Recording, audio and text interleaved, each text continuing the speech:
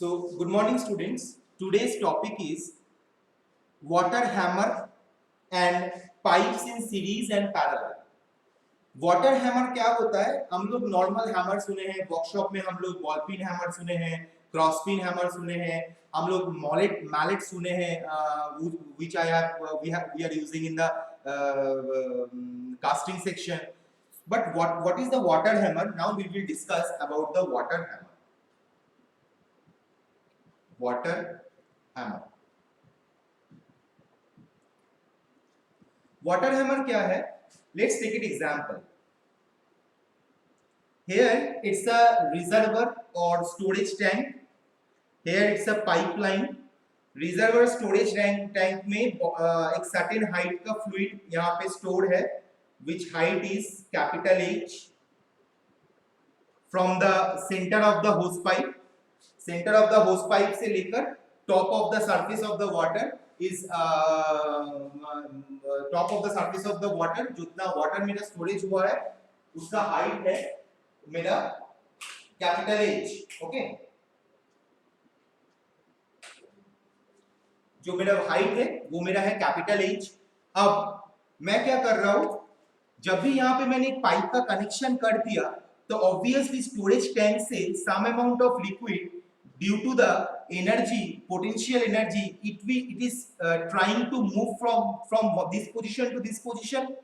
जब इस पोजीशन से ये पोजीशन, मान लो this section is A and this section is section BB, जब ए सेक्शन से बीबी सेक्शन में जाएगा तो ऑब्वियसली जाने के लिए उसके अंदर एक पोटेंशियल एनर्जी ट्रांसफर हो जाएगा वेलोसिटी एनर्जी में, प्रेशर एनर्जी में. तो pressure energy and velocity energy लेके जब ये फ्लूइड ए सेक्शन से बीबी सेक्शन तक जाएगा और एक कंटीन्यूअस मोशन को मेंटेन करेगा पाइप के अंदर, बिकॉज यहाँ पे पाइप में तो कोई सर्कमफरेंशियल एरिया का चेंजेस तो नहीं है, क्रॉस सेक्शन एरिया का कोई चेंजेस नहीं हुआ, तो यहाँ पे वो फ्लूइड पाइप के अंदर से एक फिक्स्ड वेलोसिटी को मेंटेन करते हुए जाएगा. और उस टाइम मान लो यहाँ पे एक वाल्व है,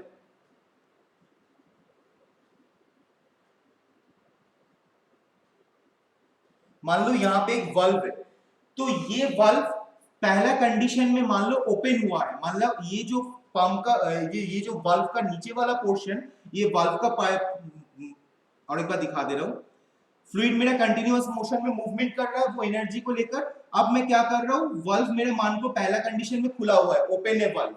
ओके, तो मेरा फ्लूइड कंटीन्यूअसली मूवमेंट कर रहा है section A to BB to continuous. अब जब मैं एक वाल्व को यहाँ पे क्रिएट किया और फ्लूइड का मोशन को मैंने रोक दिया, उस टाइम जितना एनर्जी लेके फ्लूइड मूव करने का कोशिश कर रहा है वो पूरा एनर्जी जाके यहाँ पे जाके उसका जो मोमेंटम है, जो फ्लूइड का जो मोशन का जो मोमेंटम है वो मोमेंटम रुक जाएगा, क्योंकि मैं वाल्व को बंद कर दिया हूं. अगर मैं वाल्व को क्लॉकवाइज कर दूंगा, वाल्व को मैं अगर क्लॉकवाइज मोशन दूंगा तो मेरा वाल्व मेरा क्या होगा, बंद होगा. अगर एंटी क्लॉकवाइज मोशन दूंगा तो मेरा वाल्व क्या होगा, ओपन हो जाएगा.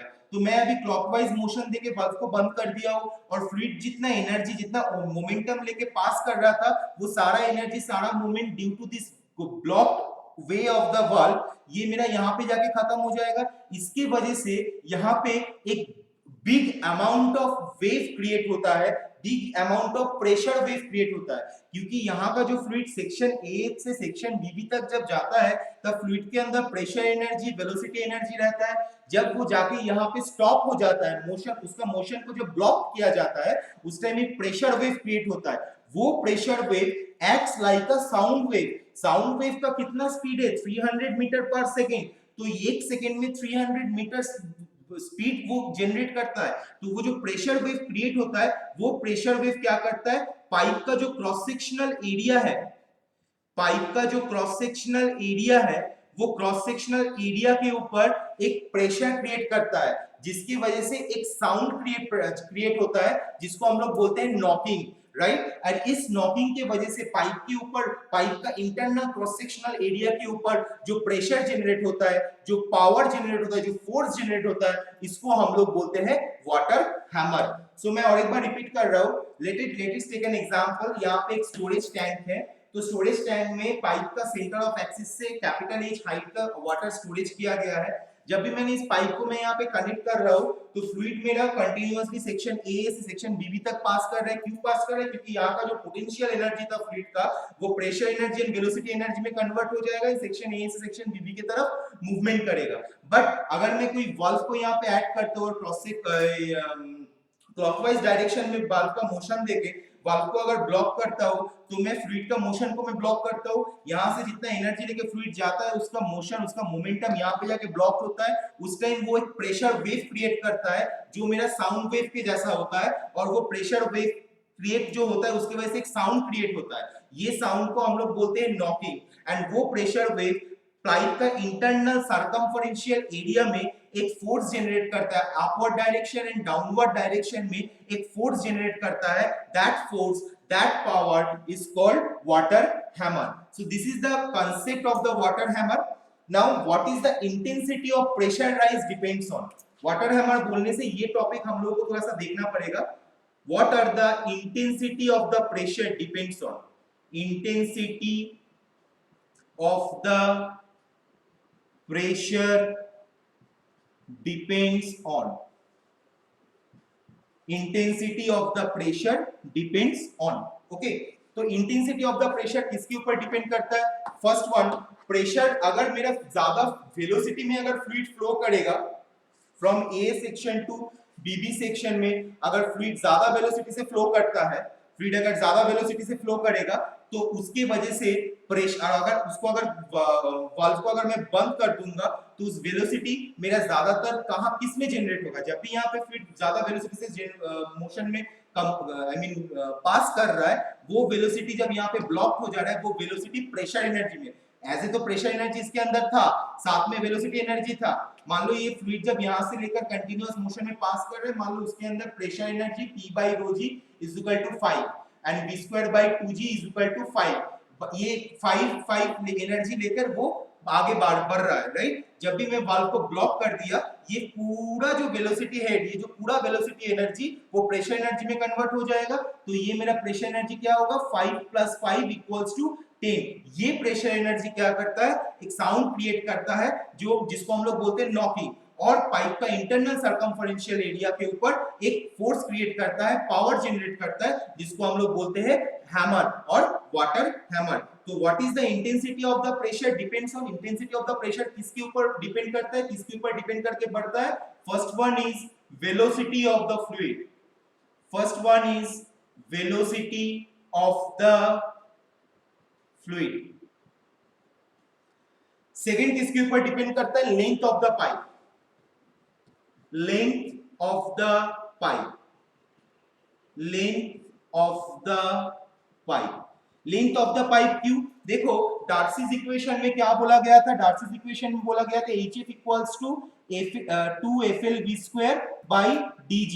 ये मुझे बोला गया था डार्सीज इक्वेशन में। देखो डार्सीज इक्वेशन में जो हेड लॉस वो लेंथ के ऊपर डिपेंड कर रहा है, तो इसका मतलब अगर मेरा पाइप का लेंथ छोटा होगा तो मेरा हेड लॉस छोटा होगा, हेड लॉस मेरा कम होगा। पाइप का लेंथ अगर ज्यादा होगा तो हेड लॉस मेरा ज्यादा होगा। अगर हेड लॉस मेरा ज्यादा होगा तो ऑब्वियसली प्रेशर एनर्जी मेरा कम होगा, और अगर हेड लॉस मेरा कम होगा मींस पाइप का लेंथ अगर छोटा होगा तो फिर मेरा हेड लॉस कम होगा। अगर हेड लॉस कम होगा तो प्रेशर एनर्जी ज्यादा होगा, राइट।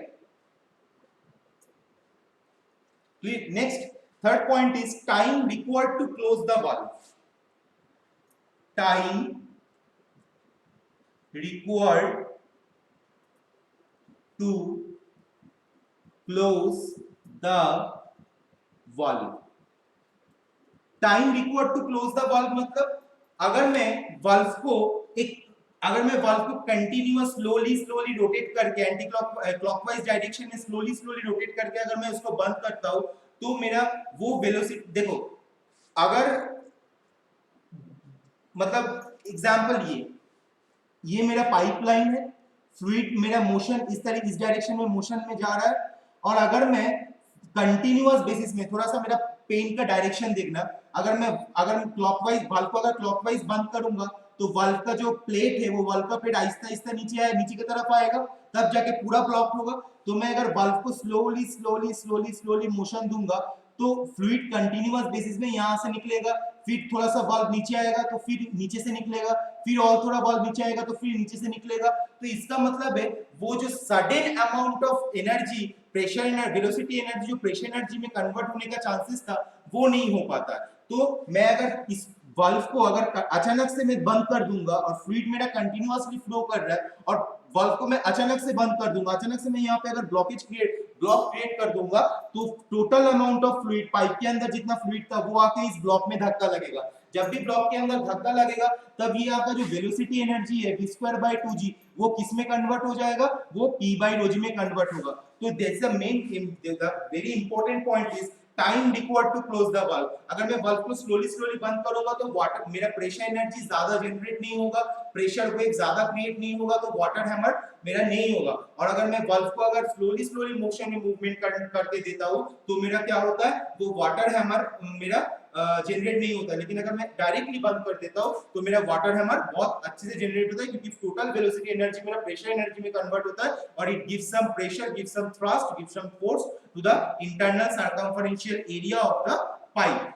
ठीक है, तो इसीलिए देखोगे प्रैक्टिकल एप्लीकेशन में जो भी कंट्रोल वाल्व होता है वो कंट्रोल वाल्व हमेशा रोटेटिंग होता है, राइट। रोटेटिंग वाल्व अगर हम लोग करते हैं तो इसका मतलब कि एक सर्टेन टाइम में वो वाल्व बंद नहीं कर सकते। कोई भी आदमी मैनुअली जब वो वाल्व को कंट्रोल करते हैं तो कोई भी आदमी एक सर्टेन टाइम में वो वाल्व को बंद नहीं करते, तो इसका मतलब वाटर हैमर जनरेट नहीं होता। इसका मतलब पाइप के अंदर वो प्रेशर, वो थ्रस्ट जनरेट नहीं होगा। इसका मतलब पाइप का मेरा जो लॉन्जिबिलिटी है, जो रिलायबिलिटी है, वो बहुत टाइम तक सस्टेन करता है। तो इसीलिए हमेशा प्रैक्टिकल एप्लीकेशन में जो वाल्व होता है वो वाल्व हमेशा रोटेटिंग रहता है, रोटेटिंग वाल्व हम लोग हमेशा यूज करते हैं।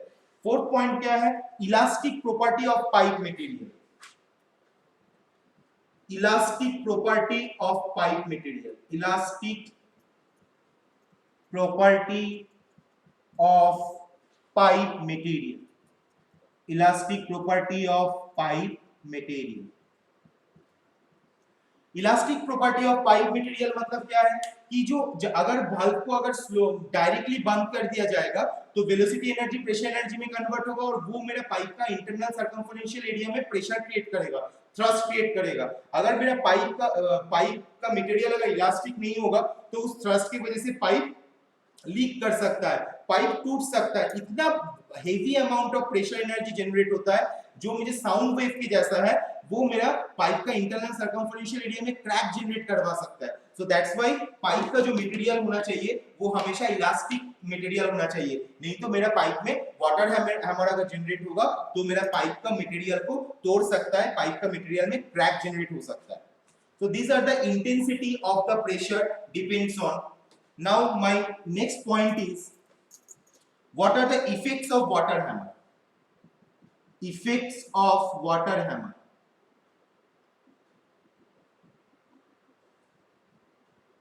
Effects of water hammer. Effects of water hammer का first point क्या है? Due to the sudden rise in pressure, bursting of pipe take place. Sudden rise of pressure, sudden rise of pressure, bursting take place. Bursting take place. Okay, मतलब अचानक से अगर मेरा ये valve को मैं बंद कर दूंगा तो पूरा वेलोसिटी एनर्जी मेरा प्रेशर एनर्जी में कन्वर्ट होगा। अगर सर्ट तो प्रेशर एनर्जी में अगर कन्वर्ट होगा, पहले मेरा प्रेशर एनर्जी 5 था, जब प्रेशर एनर्जी में कन्वर्ट हो गया तब 10 हो जाएगा। तो ये सडन राइज ऑफ प्रेशर ये क्या करेगा, पाइप के अंदर बहुत जोर से प्रेशर क्रिएट करता है जिसकी वजह से पाइप मेरा बर्स्ट हो सकता है। This is the one effect of the water hammer. Second is pipe joints get open, result into leakages. Pipe joint gets open and results into leakage. Results into leakage.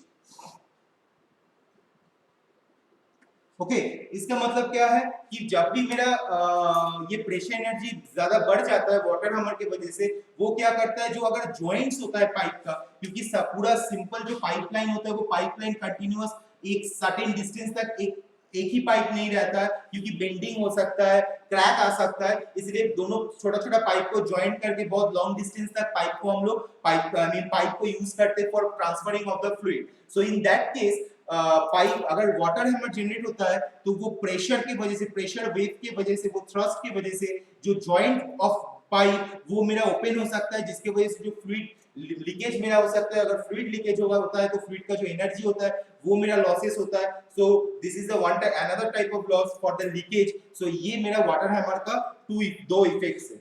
Now I will discuss what are the prevention of this water hammer. What are the prevention of water hammer? What are the prevention of water hammer? First point is slow or gradually closing of valves.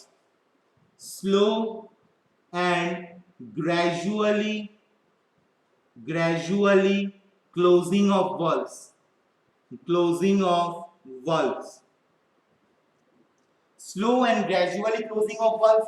अगर मैं suddenly valve को अगर मैं बंद कर दूंगा तो मेरा वेलोसिटी एनर्जी जो मोमेंटम जो लॉस करता है वो एनर्जी ट्रांसफर हो जाता है मेरा प्रेशर एनर्जी में. अगर मैं इसको valve को अगर स्लोली एंड ग्रेजुअली उसको अगर मैं ब्लॉक करता हूँ या क्लोज करता हूँ तो मेरा ये वाटर हैमर जनरेट नहीं होगा. मतलब this is the one procedure of the prevention of the water hammer.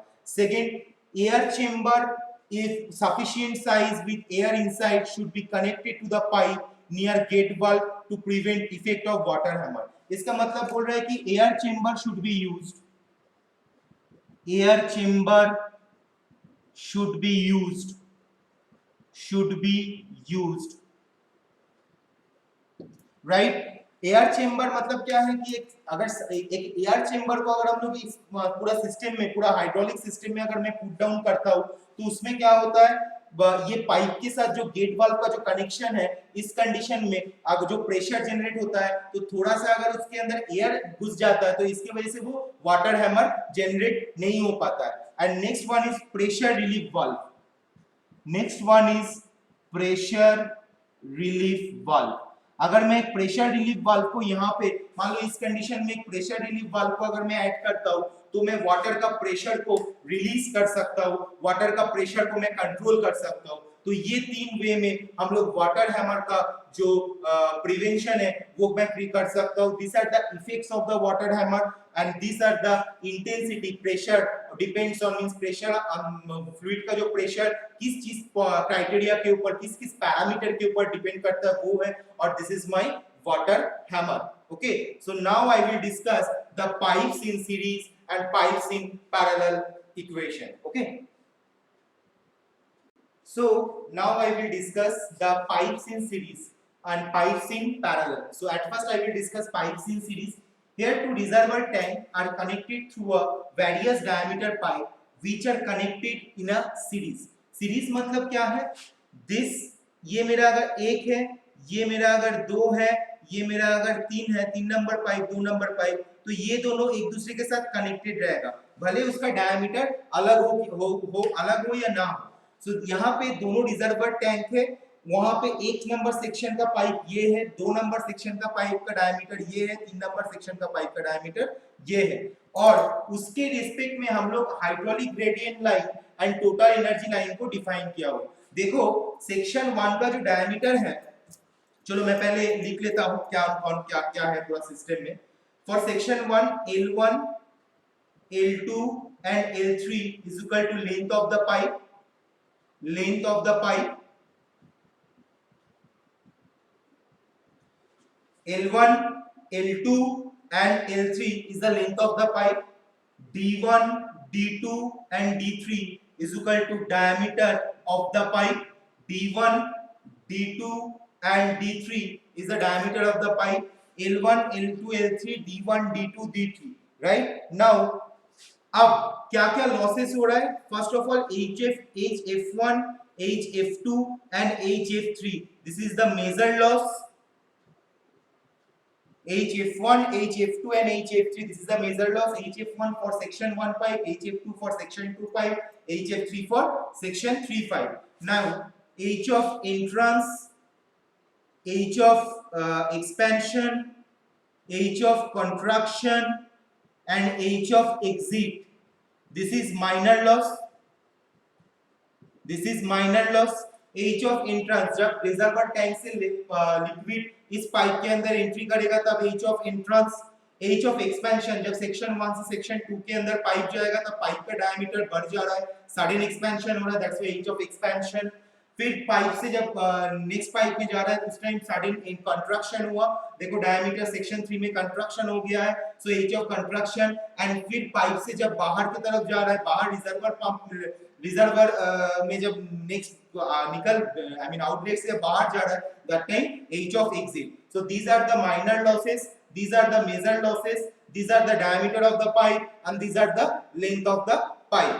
So in that case, now what we'll do, and now what is the hydraulic gradient line and total energy line, and why I will draw this hydraulic gradient line and total energy line in this drawing, because look here, जब fluid section 1 का pipe के अंदर से entry जाएगा तो diameter मेरा यहाँ पे छोटा है, तो डायमीटर छोटा है मतलब एरिया के साथ वेलोसिटी का डिफरेंस क्या है, वेलोसिटी का रिलेशन क्या है, एरिया वेरीज इज 1/v, ये मेरा रिलेशन है। अगर मेरा एरिया घटेगा तो मेरा वेलोसिटी बढ़ेगा, एरिया बढ़ेगा तो मेरा वेलोसिटी घटेगा। तो यहाँ पे डायमीटर छोटा है मतलब एरिया छोटा होगा तो मेरा वेलोसिटी बढ़ेगा। इसीलिए मैं पिछला क्लास में ये बोला था कि हाइड्रोलिक ग्रेडियंट लाइन और टोटल एनर्जी लाइन के बीच का जो डिफरेंस है वो मेरा velocity head, kinetic energy head को रिप्रेजेंट करता है। तो यहाँ पे इसलिए ये hydraulic gradient line, total energy line and hydraulic gradient line, इसको हम लोग, इसका जो डायमीटर हम लोग, इसका जो डिफरेंस में हम लोग ज्यादा किए, क्योंकि यहाँ पे अगर डायमीटर छोटा है मतलब एरिया छोटा है तो वेलोसिटी हेड ज्यादा होगा, इसलिए देखो ये दोनों के बीच का डिफरेंस ज्यादा है। फिर यहाँ पे पाइप का डायमीटर बढ़ गया, पाइप का डायमीटर बढ़ गया तो एरिया बढ़ेगा, एरिया बढ़ेगा तो वेलोसिटी घटेगा, इसीलिए यहाँ इस सेक्शन 2 में हाइड्रोलिक ग्रेडियंट लाइन और टोटल एनर्जी लाइन के बीच का जो डिफरेंस है वो छोटा, स्मॉल डिफरेंस लिया गया है। फिर देखो पाइप का कंस्ट्रक्शन हुआ, इसका मतलब डायमीटर फिर से छोटा हुआ, डायमीटर छोटा हुआ मतलब एरिया छोटा होगा, एरिया छोटा होगा मतलब मेरा वेलोसिटी ज्यादा होगा, तो इसीलिए हाइड्रोलिक ग्रेडियंट लाइन और टोटल एनर्जी लाइन के बीच, hydraulic gradient line and total energy line के बीच का जो डिफरेंस वो हम लोग ज्यादा लिए है। ये इसलिए दिखाया गया है कि कैसे पाइप का डायमीटर के ऊपर डिपेंड करके hydraulic gradient line and total energy line के बीच का डिफरेंस को हम लोग क्रिएट करना पड़ता है, हम लोगों को बनाना पड़ता है। Now when we are calculating the pipes in series, right, that time in this structure what will be the head loss, if I have to calculate what will be the head loss, that time I have to write in this way, H of A equals to, reservoir में liquid store था लेकिन वहां से जब pipe के अंदर entry किया उस टाइम एक मेजर लॉस हुआ, दैट इज एंट्री लॉस, उसका वैल्यू कितना होता है 0.5 V1 square by 2G, right. फिर जब पूरा लिक्विड जब सेक्शन 1-1 का स्टार्टिंग से लेकर सेक्शन 1-1 का एंड तक आता है उस टाइम एक लॉस होता है, that is friction loss, which is 2F1 L1 V1 square by D1G। ये मेरा सेक्शन 1-1 के लिए हो गया। फिर मेरा फ्लूइड जब सेक्शन 1-1 से सेक्शन 2-2 पाइप में एंट्री करेगा उस टाइम मेरा क्या हुआ, सडन एक्सपेंशन हुआ, मतलब पाइप का डायमीटर मेरा बढ़ गया, तो उस टाइम मेरा सडन एक्सपेंशन के लिए जो माइनर लॉस होता है that is V1 minus V2 whole square by 2G। ये सारा चीज प्रीवियस लेक्चर्स में ऑलरेडी बोल दिया गया है कि सडन एक्सपेंशन के लिए क्या होता है, कंस्ट्रक्शन के लिए क्या होता है, माइनर लॉस, मेजर लॉस के लिए क्या इक्वेशन होता है, सारा चीज ऑलरेडी डिस्क्राइब कर चुका हूं मैं। तो इसीलिए तो सेक्शन 2 में सडन एक्सपेंशन के लिए ये लॉस हुआ।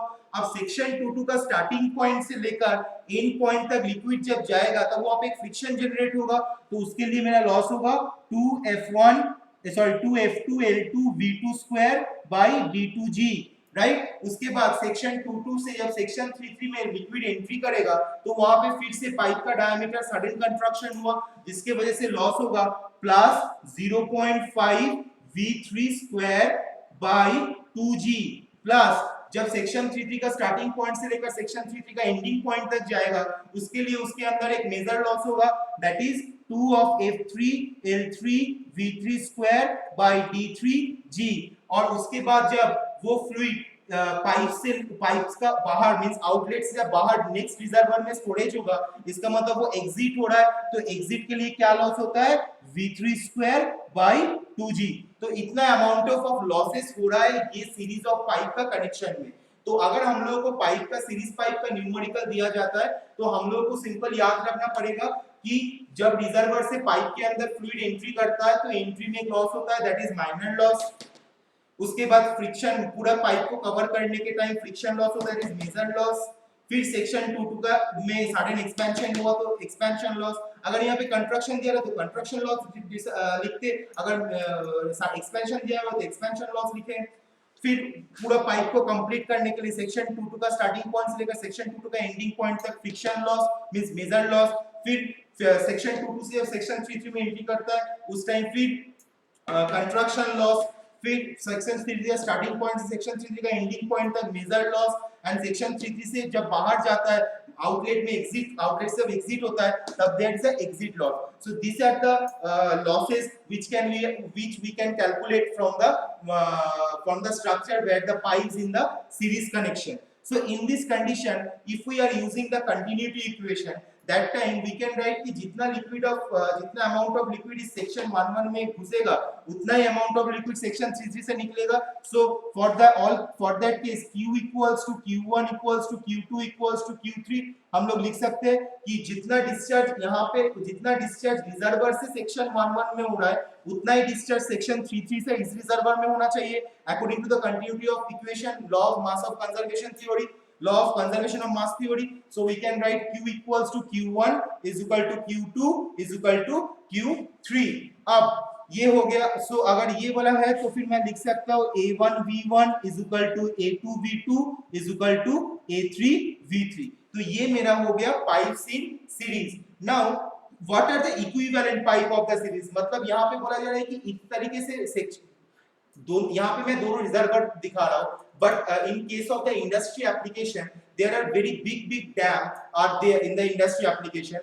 डैम से various type of diameter का पाइप अगर ऐड करके हम लोग उस लिक्विड को अगर टरबाइन सेक्शन पे अगर मैं लेके जाता हूँ तो वहां पे बहुत सारा लॉसेस हो सकता है। तो उस लॉस को रिड्यूस करने के लिए इक्विवेलेंट पाइप को हम लोग यूज करते हैं। So what are the equivalent pipe, वो मैं अभी दिखाऊंगा। इक्विवेलेंट पाइप के लिए क्या फॉर्मूला हम लोग यूज करते हैं।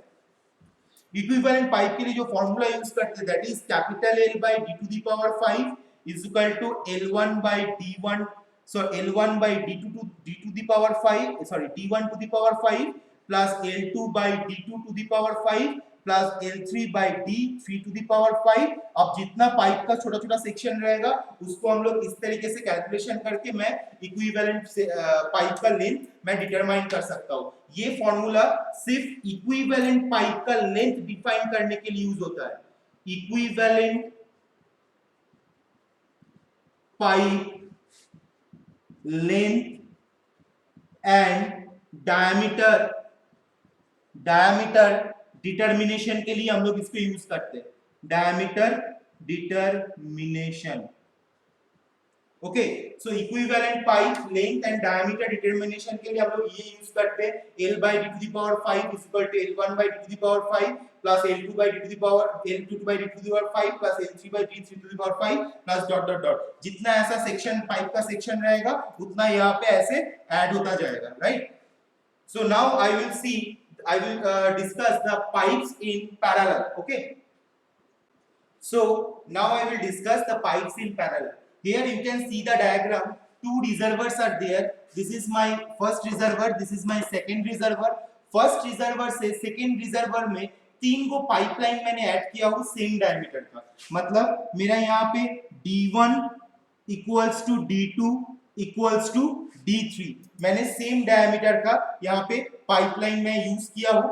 अगर D1 is equal to D2 is equal to D3 है तो जितना अमाउंट ऑफ लिक्विड यहाँ पे है उतना अमाउंट ऑफ लिक्विड यहाँ पे किसके बेसिस में जाएगा, ये तीनों पाइपलाइन के बेसिस में जा रहा है। तो सेक्शन 1 का जो डिस्चार्ज है अगर उसको अगर हम लोग Q1 पकड़ते हैं, सेक्शन 2 का जो डिस्चार्ज है उसको अगर मैं Q2 पकड़ते हैं और सेक्शन 3 का जो डिस्चार्ज है वो अगर मैं Q3 पकड़ता हूँ तो total discharge from this tank is equal to, अगर Q है तो मैं लिख सकता हूँ Q is equal to Q1 plus Q2 plus Q3। देखो this is the difference between the pipes in the parallel and the pipes in the series. Series pipe में क्या होता है Q equals to Q1 equals to Q2 equals to Q3, but when we are getting the pipes in the parallel section, that's why for the say 3 section of pipe यहाँ से भी जितना amount of पानी discharge होगा यहाँ से भी एक सर्टेन अमाउंट ऑफ पानी डिस्चार्ज होगा, लिक्विड डिस्चार्ज होगा, यहाँ से भी एक certain amount of liquid discharge होगा, जिसके वजह से हम लोग बोल सकते हैं कि पूरा रिजर्वर से जितना लिक्विड डिस्चार्ज होगा that is equals to Q1 plus Q2 plus Q3 ये हुआ। उसके बाद और एक कंडीशन है h of f1 equals to h of f2 is equal to h of f3। ये कंडीशन होता है पाइप्स इन पैरेलल में। h of f का फॉर्मूला क्या होता है 2fl1 square fl1 v1 square by d1g is equal to 2fl2 v2 square by d2g is equal to 2fl3 v3 square by d3g, right. तो यहाँ पे क्या होता है देखो d1 d2 d3 मेरा सेम है, L1 L2 L3 भी मेरा सेम है इस कंडीशन में। L1 is equal to L2 is equal to L3 क्योंकि यहां से लेकर यहां तक जो लेंथ है वो दोनों वो लेंथ तो सेम है। तो तीनों पाइप लगाए, 10 को पाइप लगाए, 20 को पाइप लगाए, ये इन नंबर्स का पाइप लगाए, सबका लेंथ मेरा इक्वल होना चाहिए। सो L1 L2 L3 सेम है। अगर D1 D2 D3 सेम है तो V1 V2 एरिया भी मेरा सेम होगा। अगर एरिया मेरा सेम है तो तीनों पाइप के लिए V1 V2 V3 भी सेम होगा। V1 is equal to V2 is equal to V3 भी सेम होगा। अगर ये तीनों चीज सेम है तो H of F1 is equal to H of F2 is equal to H of F3 होगा। ये हुआ। और माइनर लॉस के लिए हम लोग यहाँ पे दिखेंगे only entry loss. H of entry is equal to 0.5 V1 square by 2G, 0.5 V1 square by 2G, 0.5 V2 square by 2G and 0.5 V3 square by 2G, 0.5 V3 square by 2G। तो ये जो H of entry loss होगा और एक H of exit loss होगा। H of exit loss क्या होता है? H of exit loss होता है V1 square by 2G, V2 square by 2G, V3 square by 2G। तो H of exit loss भी मेरा सेम होगा, H of entry loss भी सेम होगा। तो these are the condition which is used in the pipes in the parallel। So these are the difference। देखो तुम लोगों के आंखों के सामने दो चीज दिया हुआ है, दो पाइप्स इन सीरीज भी दिया हुआ है, पाइप्स इन पैरेलल भी दिया हुआ है। पाइप्स इन सीरीज में Q equals to Q1 plus is equal to Q2 is equal to Q3 due to the pipes attached in the series condition। और when the pipes is in parallel condition, that time Q is equal to the total discharge अगर Q है reservoir से, that Q is determined by Q1 for the section 1 pipe, Q2 for the section 2 pipe, Q3 for the section 3 pipe। So Q equals to Q1 plus Q2 plus Q3 and D1 equals to D2 is equal to D3। अगर मेरा ये diameter वाला pipe same नहीं होगा, in case मेरा diameter वाला pipe same नहीं हो रहा है, D1 नॉट इक्वल्स टू, मैं और एक कंडीशन दिखा रहा हूं, let's take it D1 not equals to D2 not equals to D3। So D1 not equals to D2 not equals to D3 नहीं, D3 अगर नहीं होगा तो मेरा V1 not equals to V2 not equals to V3 हो जाएगा। और अगर V1 not equals to V2 not equals to V3 होगा so H of F1 not equals to H of F2 not equals to H of F3 होगा। और H of V1 V2 V3 का value भी मेरा अलग आएगा। तो ये जो चीज, ये सारा चीज डिपेंड करता है कि मेरा न्यूमेरिकल में किस बेसिस में मेरा न्यूमेरिकल इक्वेशन दिया हुआ है, न्यूमेरिकल मेरा दिया हुआ है, उस बेसिस में हम लोग ये इस चीज को हम लोग निकालेंगे। So the main difference is pipes in series and pipes in parallel is for the series in pipe discharge is equal to section Q1 is equal to Q2 is equal to Q3 and the pipes in parallel that time Q equals to Q1 plus Q2 plus Q3। So these are the condition for the pipes in series and pipes in parallel। So now in my next class we will discuss the numerical of these pipes in series and pipes in parallel and the hydraulic gradient line and total energy line, and after that we will do a virtual lab on the on this week in the NIT lab center। So now I am concluding my class। So thank you for attending my lecture and have a nice day and stay home and safe life। Thank you।